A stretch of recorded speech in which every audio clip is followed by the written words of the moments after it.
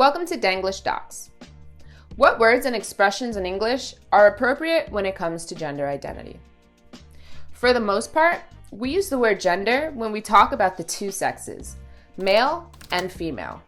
However, this isn't politically correct or tactful because it excludes many people of our global community.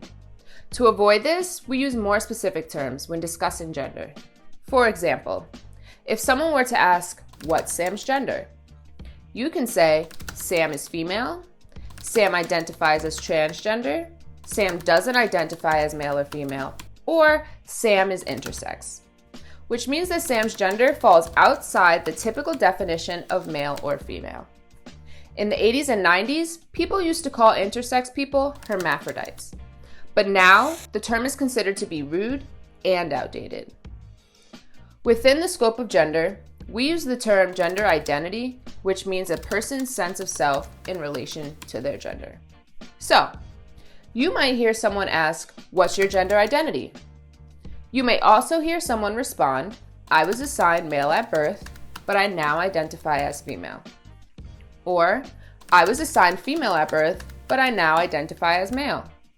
When we say assigned at birth, we're talking about the sex or gender that the doctor or nurse gave a person based on their outward appearance at birth.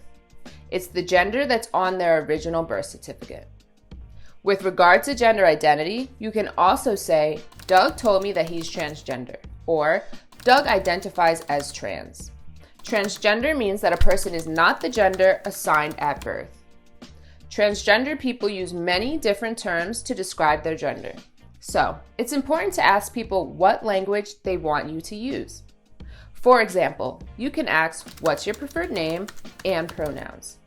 And they might respond, "My name is Jackie, and my preferred pronouns are she and her." This means that when talking to or about Jackie, you can say, "She is very nice," or "Her favorite color is yellow." If Jackie said, "My pronouns are he, his, or him," you would say, "He is very nice, and I enjoyed talking to him." You should only refer to someone as transsexual if they tell you that's how they identify, because some people are offended by it. Some other words that we use with regard to gender are cisgender, metagender, and agender. So, you can say, "My coworker Samantha is cisgender," which means that she is the gender assigned at birth. "My cousin Roger is metagender," which means Roger does not identify as transgender or cisgender. Or Samantha is agender, which means that Samantha does not experience agender.